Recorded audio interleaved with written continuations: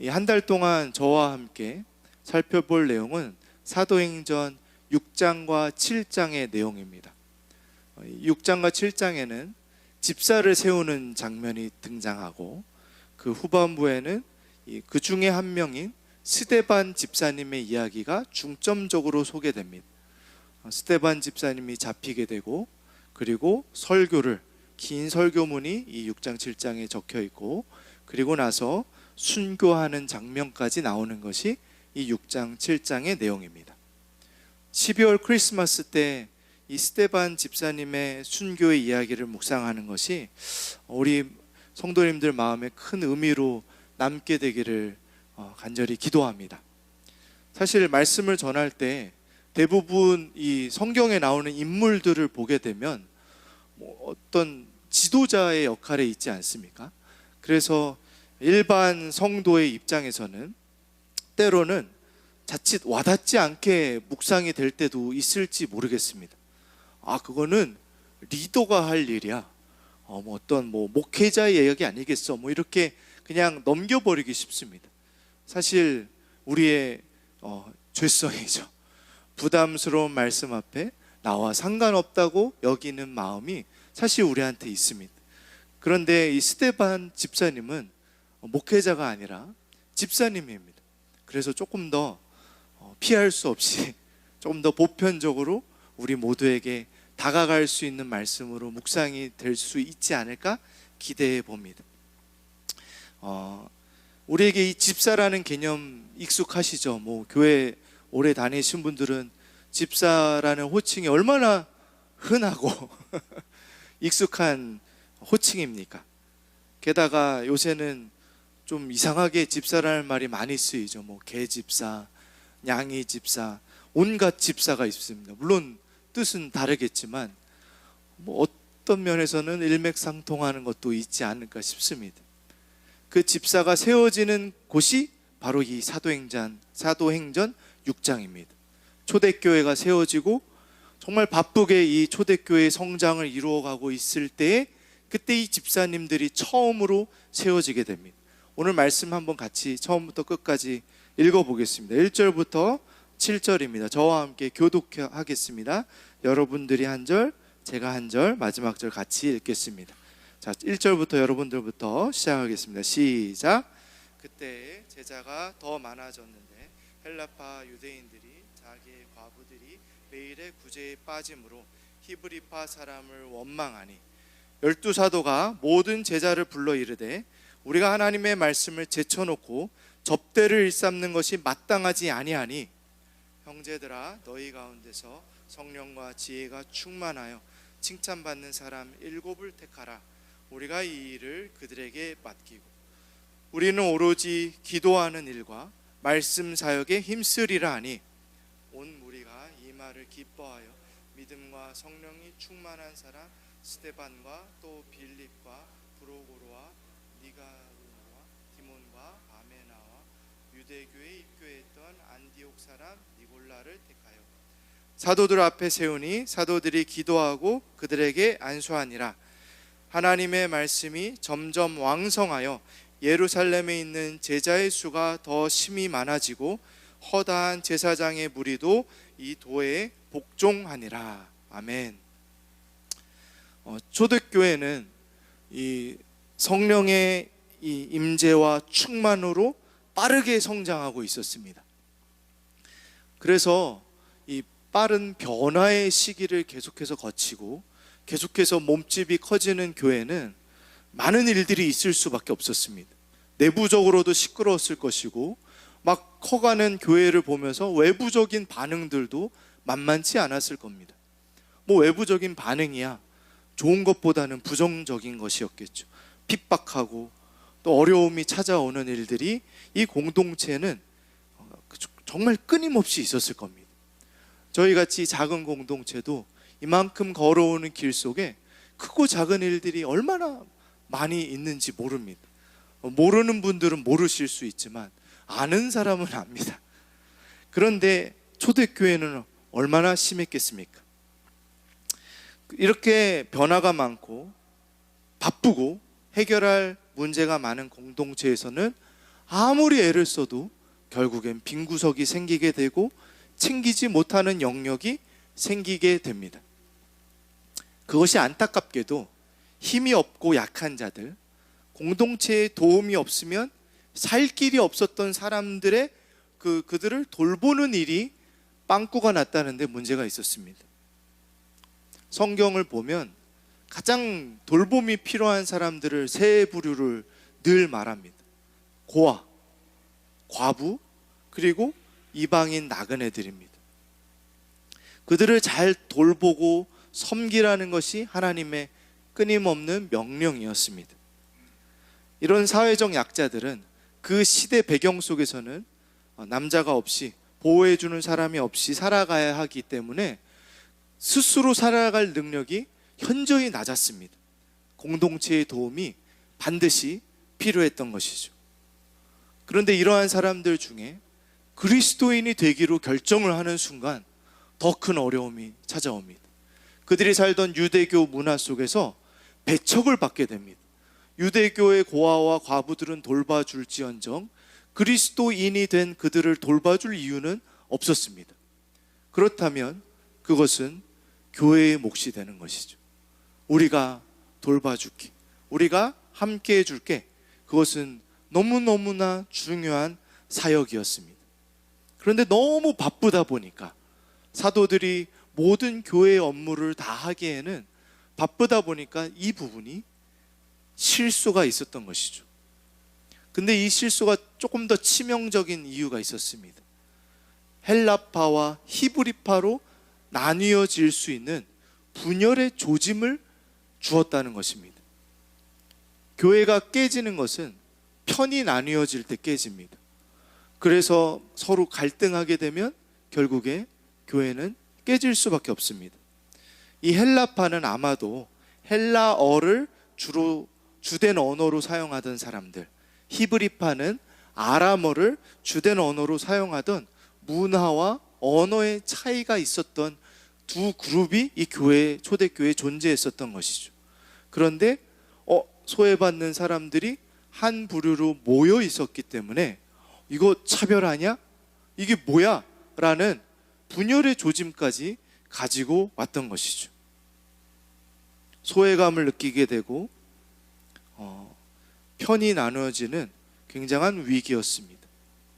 초대교회는 나름 많은 일들이 있었을지라도 승승장구하고 자라나고 있었던 공동체였기 때문에 이러한 순간들은, 이런 뜻하지 않은 위기들은 교회에 큰 어려움이 될 수밖에 없었습니다.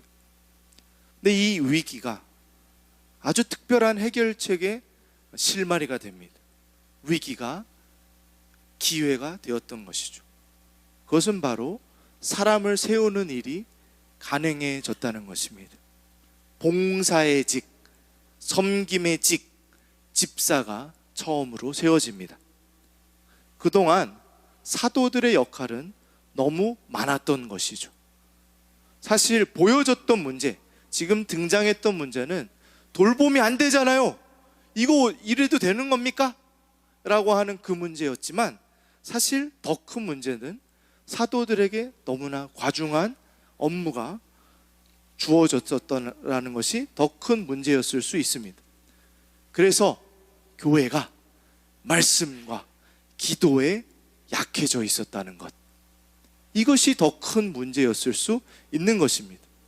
돌봄 너무 중요한, 저희가 돌봄 교회지 않습니까? 돌봄은 너무 중요한 일입니다.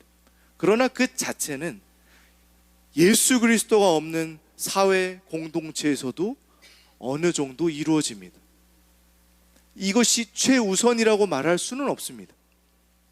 말씀과 기도가 교회 공동체의 중심이 되어 살아, 그것이 돌봄의 사랑과 예수 그리스도를 닮은 섬김으로 나타나야 하는 것이지, 이 말씀과 기도가 죽는다면 교회는 존재의 이유가 없지 않습니까?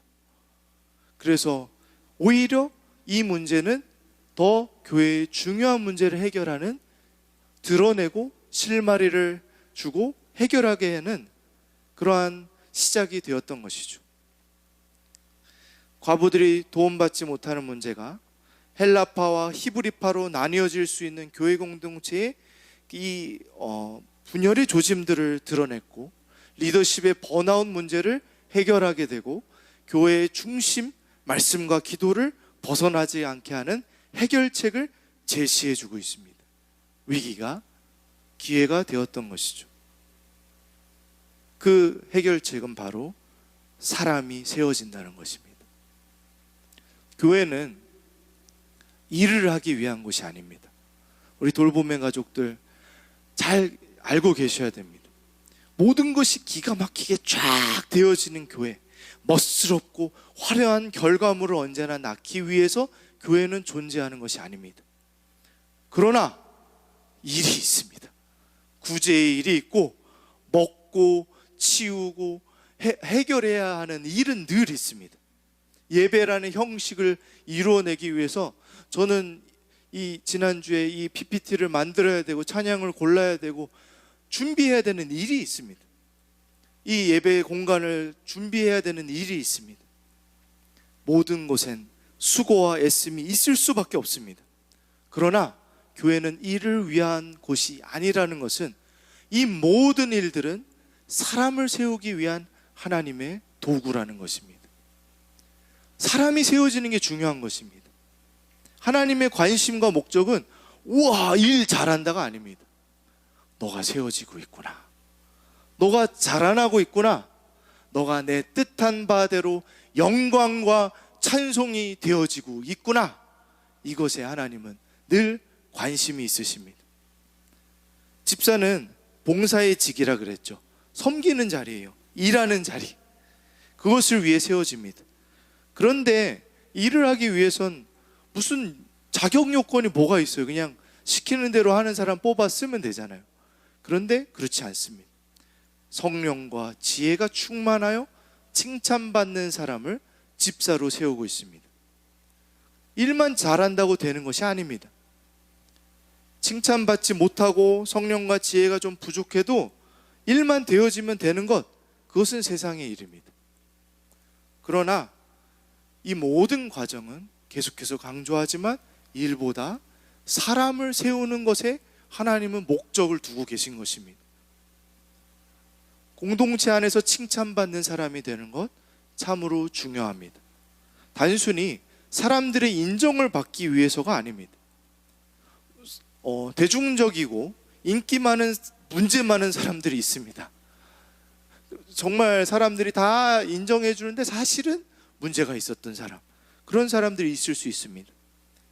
그러나 공동체 안에서 특히 이렇게 내 모든 것이 드러날 수밖에 없는 친밀한 교회 공동체 안에서 내가 드러나고 그것이 나의 모난 부분을 깎아내는 역할을 공동체가 하게 된다면, 그 안에서 예수 그리스도를 닮은 성품으로 자라나 그래서 사람들이 칭찬해주고 인정해준다면, 그것은 하나님이 목적하신 교회 공동체의 중요한 모습이라는 것을 우리는 기억해야 됩니다.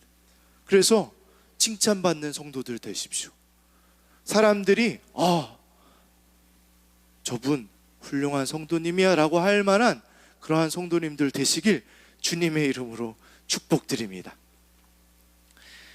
그리고 성령의 충만은 교회를 세우기 위함입니다. 하나 되게 하기 위함입니다.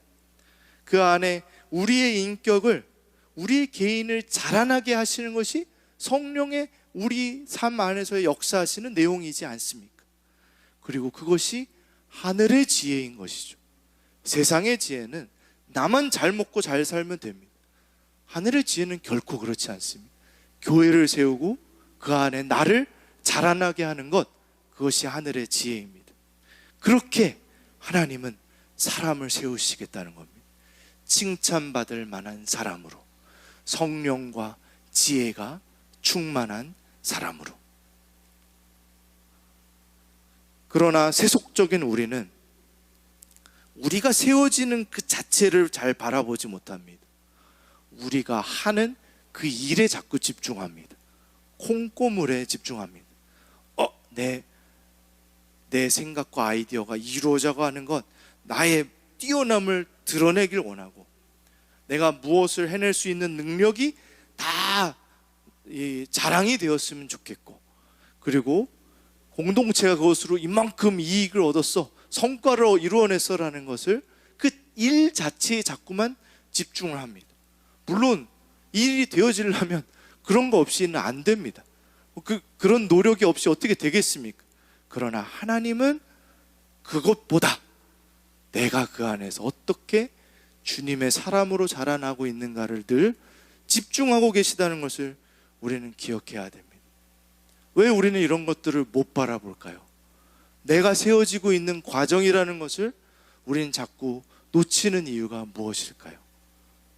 저도 그렇기 때문에 참 이해가 됩니다. 그냥 삶이 바쁘고 치열합니다. 지쳐 있잖아요. 우리의 인생에 너무나 매몰되어서 하나님이 나라는 인생에 어떠한 목적을 두시고 열심으로 이루어 가시는지를 바라보지를 못합니다. 오늘에 허덕이며 살아갑니다. 나밖에 바라볼 수가 없어요. 나를 향한 하나님의 뜻을 바라볼 수가 없습니다. 그래서 하나님을 통해 내가 원하는 것을 얻는 것에만 집중하게 됩니다. 며칠 전에 영화를 하나 봤습니다. 오래전에 봤었던 영화, 아마 여러분들도 한 번쯤은 보셨을 윌 스미스 주연의 행복을 찾아서라는 영화입니다. 실화를 바탕으로 한 영화죠. 이 주인공은 굉장히 똑똑하고 긍정적이고 호감형입니다. 사람들과 잘 어울립니다. 근데 그의 현실이 그렇지가 못합니다. 매일매일 삶을 겨우겨우 살아갑니다. 당장의 월세, 공과금 다 밀려있고 당장 먹고 살 문제도 해결이 되지 않을 만큼 찢어지게 가난한, 그러나 포기하지 않고 열심히 살아가는 주인공이었습니다. 근데 너무 그 삶이 척박하고 힘드니까 아내가 견디지 못하고 도망을 갑니다. 떠나버려요. 아들을 이 아빠에게 남겨두고. 사는 것도 바빠 죽겠는 이 아빠가 이 아이를 끌어안고 인생을, 행복을 찾아서 살아가야 합니다. 주인공은 절대로 꿈을 잃지 않고 살기 위해 발버둥을 치다가 기회라고 보여지는 것을 하나 붙잡습니다. 그리고 정말 말도 안 되게 그 기회를 붙잡는데 바로 주식 투자자가 되기 위한 인턴 자리를 시작하게 됩니다. 거기까지, 그 인턴 자리를 시작하는 것도 너무 이렸는데 이 주인공이 그 자리에서 고민합니다. 왜? 인턴 6개월 동안 돈을 벌지 못하니까. 당장에 살아야 되는데, 아내는 도망갔는데 이 아들을 붙잡고 인턴의 이 6개월을 버텨낼 수 있을까? 그런데 꿈을 가지고 붙잡고 그걸 도전합니다. 불투명한 미래, 정말 돈도 벌지 못하면서 치열하게 정규직이 되기 위해서 경쟁하며 정말 이를 바득바득 갈며 살아냅니다. 근데 그 과정 중에 돈을 벌지 못하니까 집에서 쫓겨납니다. 월세를 내지 못하고. 임시로 거주했던 모텔방, 그 미국의 모텔들 영화에서 많이 보셨죠? 거기서 아들하고 지내다가 그나마도 방세를 못 내서 또 쫓겨납니다. 근데 갑작스레 쫓겨나니까 갈 데가 없어서 헤매다가 어쩔 수 없이 그날 밤을 지하철의 화장실에 정말 비참하게 아들을 끌어안고 누워서, 그 마음이 이렇게 공감이 가더라고요. 20대 때 이 영화가 나왔는데 그때는 감동받으며 봤어도 나이가 좀 들어서 보는 마음은 좀 다르더라고요. 그 아빠의 마음이 막 전해지는 거예요. 물론 전 그런 거 비슷한 경험도 못 해봤지만 그 아빠의 책임과 무게가 막 전달이 됩니다. 아, 어떻게 살아내지? 그러고서 뭐 이 노숙자들 운영하는, 노숙자들 받아주는 쉘터에 들어가서 살기도 하고 어떻게든 살아갑니다. 이 아들을 끌어안고 그 비참한 마음으로 하루하루를 버텨내는 주인공의 마음, 여러분들도 어느 정도 감정이입이 되시지 않나요? 물론 우리는 이 주인공만큼 비참한 삶을 지금 살고 있지 않을지도 모릅니다. 그러나 정도의 차이는 있지만 하루하루를 겨우 살아가는 그 삶의 치열함이 우리가 경험하기 때문에 감정이입이 된다고 생각됩니다. 사는 거 힘들다. 내가 어떻게 해야 되지? 내 자녀를 이 책임지는 인생으로서 어떻게 감당해야 되지? 내가 이 어린 놈을 위해서라도 포기하지 않고 붙들고 살아가야 되는데, 그 치열함이 다가올 때가 있죠. 근데 그런 우리의 인생 속에 우리가 잠시라도 나를 세워가시는 하나님의 손길을 묵상할 수 있을까요?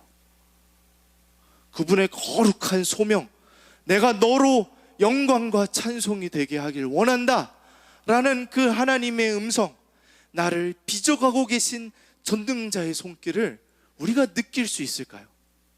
오늘 어떻게 살지? 내가 요거 위기를 어떻게 넘어가지?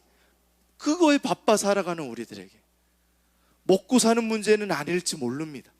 그러나 우리 삶에 한치라도 벗어나서 내 인생을 이해해 볼 수 있고 바라볼 여유가, 그런 실력이 우리에게 얼마나 있습니까? 저는 별로 없는 것 같습니다. 막 너무 그냥 하루 살기 바쁠 때가 허다하게 많습니다. 이 영화 속에서 교회가 운영하는 이 노숙자 센터에서 아들과 머물면서 잠시 예배하는 장면이 나옵니다. 아마도 노숙자 센터에서 지내기 위해서 예배를 드리지 않았을까 싶습니다. 그 장면을 잠깐 제가 영화를 준비해 봤습니다. 한번 잠깐 보시고 말씀을 더 마저 나누겠습니다.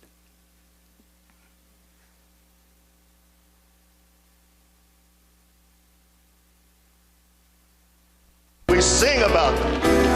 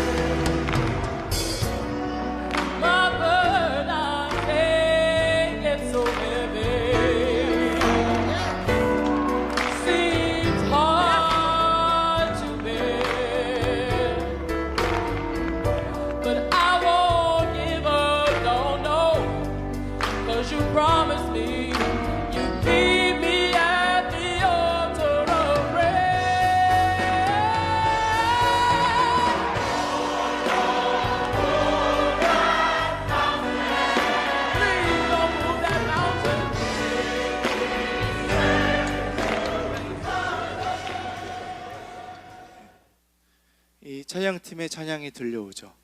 주여 내 앞에 산을 옮기지 마시고 그 산을 오를 힘을 내게 주시옵소서. 삶에 지쳤던 주인공이 아들을 끌어안고 뜨거운 눈물을 흘립니다.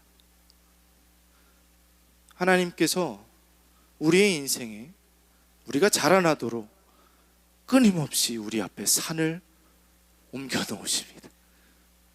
우리에게 그 산을 마주하게 하십니다. 우리가 성도로서 거룩하고 구별된 주님의 제자로서 자라나도록, 때로는 교회의 분열의 그 갈등도 허락하십니다. 교회가 자라나도록 산적한 일들을 마련하여 집사의 직으로 맡기시기도 합니다. 그 과정 가운데 우리가 이 산을 오를 믿음의 근력을 키워내게 하십니다. 그 과정의 한복판에선 하나도 깨닫지 못하고 당한다 생각하며 살아갈 수도 있습니다. 이게 뭐야? 힘들어 죽겠어요. 아무것도 이해하지 못할 수 있습니다. 주님께 이끌려 그 오르막을 오르는 허덕이는 숨차는 심장을 부여잡고 막 다리는 후들후들 걸리며 겨우겨우 살아가고 있을지 모릅니다. 그러나 주님은 오로지 나를 세워가시는 데 관심이 있으십니다. 너가 나의 사람이 되길 원한다.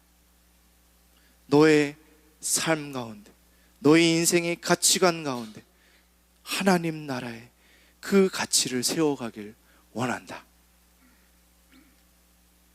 돌봄교회를 개척하고 우리 목회자들은 섬김의 일들을 많이 감당했습니다. 이전에 다 나름 대형 교회, 큰 교회에서 사역할 때랑은 조금 달랐었습니다. 일단 청소 많이 했습니다. 청소를 기가 막히게 많이 했습니다. 건물을 관리하고 막 비가 새면 막 찾아야 되고 할 수 있는 거 없는 거 자꾸 찾아 해야 됩니다. 주일에 밥하고 설거지하고 기본이었습니다. 모임과 행사가 되어지기 위해 해야 할 일들이 참 많았습니다. 아이들이 많잖아요. 우리 교회 늘 돌봐야 됩니다. 정말 놀아주고 타가하는 시간들 많이 있었습니다. 그 과정 속에 우리 목회자들이 훈련이 되더라고요. 많이 배우고 자라나게 되었습니다. 좀 시간이 지나자 성도님들이 함께 해주기 시작합니다. 교회의 행정적인 부분들도 나누어 주시고, 저에게는 서준 형제님이 주일 식사를 해주는 부분이 정말 특히나 더 마음에 와닿습니다. 너무 그게 막 감격이 돼요. 저는 부엌 일들, 부엌에 들어가 설거지하는 것도 서슴없이 함께 해주십니다. 행사도 예전에 목회자들이 다 했던 거를 성도님들 세워서 맡길 수도 있게 되었습니다. 아이들 돌봄에도 우리 성도님들의 섬김의 일들이 점점 많아져 갑니다. 이 과정이 자라남이 있는 것이죠. 성도님들이 세워지는 것이죠. 이렇게 7명의 집사가 초대교회에 세워졌습니다. 초대교회는 더 힘을 얻고 함께 자라나고 있습니다. 그 중에 한 명 스데반 집사의 이야기를 우리가 남은 12월 동안 함께 묵상하게 될 것입니다. 오늘 말씀을 마치며 7명의 집사, 7명이라는 숫자를 보며 저에게는 또 생각나는 다른 7명이 있습니다. 바로 저와 함께 얼마 전에 라오스를 다녀왔던 7명, 김아윤, 김은총, 김예인, 장하영, 송아린, 하늘, 김주강 학생들입니다. 들어오시면서 보셨겠지만 아이들이 일주일간 했었던 사역들이 사진으로 걸려 있습니다. 그리고 아이들이 다녀와서 배우고 느꼈던 내용을 글로 적어서 이렇게 걸어 두었습니다. 누구는 라오스의 자연에 대해서 썼고, 함께하는 팀원들에 대한 고마움을 쓴 친구도 있고, 선교사님들에 대해서 쓴 친구도 있습니다. 주광이는 함께 수고해 주었었던 우리 엄마 아빠에 대한 고마움을 썼고, 또 은총이는 출발 때 있었던 아주 엄청난 드라마를 정말 길게 썼습니다. 많이 잘라냈습니다. 이렇게 함께한 친구들에 대해 고마움을 쓴 친구도 있고, 하나님께 영광을 돌리는 글로 쓴 친구도 있습니다. 사실 초등학생들을 데리고 감당하기엔 좀 벅찼던 바쁘고 힘든 일정이었습니다. 환경도 열악해요. 이 가시 교회인데 여기 화장실이 옛날 쪼그려싸식이었기 때문에 아이들이 정말 꺼려했습니다. 그 모든 열악한 환경, 막 그 비포장 도로를 막 덜컹덜컹 가면서 막 그 어지러움. 그래서 형님은 허리가 갔다 와서 나가시고, 그 열악한 환경에 아이들이 얼마나 지쳤을까요? 부모님과 떨어져 지내는 시간이 길어질수록 사역 후반부에 가서 체력이 떨어지고 마음이 이제 울적해지면서 울음들이 터져 나오기도 했습니다. 그런데 우리 7명이 참 기특합니다. 정말 제 마음에 자랑스러움이 막 이렇게 가득 나타납니다. 사랑스러워요. 아이들이 세워지고 있거든요. 오늘 오후 예배 때 간단한 사역 보고할 때 함께 보실 수 있다면, 아니면 저 사진들을 보시면서 아이들을 보며 제가 느끼는 그 마음을 함께 느끼며 격려해 주셨으면 좋겠습니다. 그리고 그때 우리가 이 아이들이 세워져 가는 것에 대한 가지는 그 느낌, 이 아이들이 자라나고 있구나, 그게 가장 중요하구나라고 느껴질 때 하나님 아버지의 마음, 나를 향한 아버지 마음을 느껴보셨으면 좋겠습니다. 라오스 가는 게 뭐가 중요합니까? 그 자체는 아무것도 아닙니다. 하나님이 내 인생에 펼쳐주는 수많은 삶의 역경들과 내용은 도구일 뿐입니다. 내가 너가 자라나게 원하는, 나를 닮은 하나님의 자녀로 내가 만들어내고야 마시겠다라는 그 하나님의 뜻이 우리가 이 아이들 보는 마음과 비슷하지 않겠습니까? 조금이라도 하나님 아버지의 마음을 느껴볼 수 있지 않겠습니까? 집사라는 호칭이나 형식 자체는 아주 중요한 것은 아닙니다. 중요한 것은 섬김, 교회가 세워져 가는 것, 그 안에, 그 과정 속에 내가 빚어져 가는 것입니다. 그것이 오늘 우리가 이 말씀을 기억하며 붙잡고 갈 내용이라고 믿습니다. 함께 기도하겠습니다.